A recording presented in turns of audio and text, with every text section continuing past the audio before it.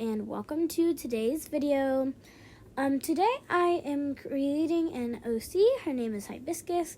Just a cool character I came up with. But I kind of wanted to look into Pyrrhia or Pyrrhia. You can pronounce it however.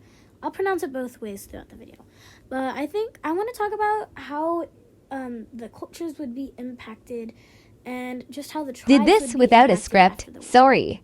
So, speaking most of all, I think that the most involved tribe in the world, in the war, would be the sandwings.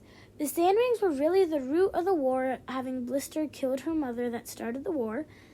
I also think they were impacted the most, again, because their tribes was one of the ones that started the war, but also because they were allied with all the different tribes. So I think the coming together is really important. So that's what we will be discussing today. Anyways, I want to start with the sandwings. After the war, I obviously think they'd be at kind of a standstill, but they'd also be at a growing point. They probably had a lot of cultures and traditions that had to be thrown away for a while going through the war. I think that sandwings are a lot like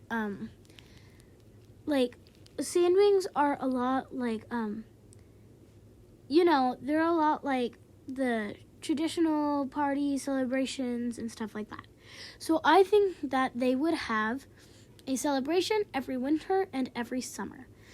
Honestly, I think the beginning of the celebrations would be them celebrating that the war is over, but I also think it'd be time for them to introduce songs and dances that they didn't have time to do during the war. I think this would be really important, especially for the generation of sandwings that didn't get to grow up with all of this because of the war. The war did last a long time, so there would be several generations in there where they did not get to see all the traditions.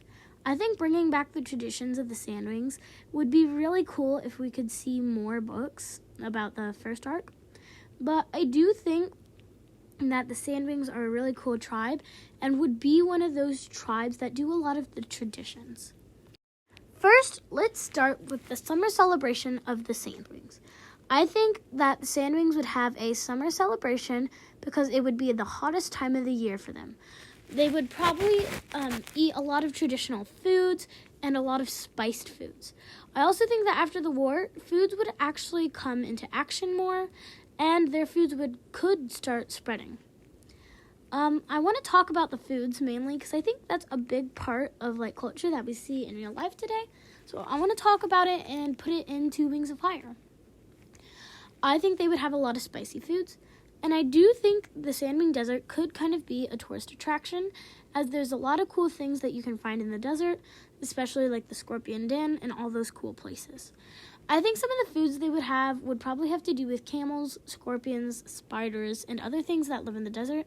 Maybe jackals, jackrabbits, and stuff like that, specifically because of the location they are in. But yeah. Soon, part 2 will come.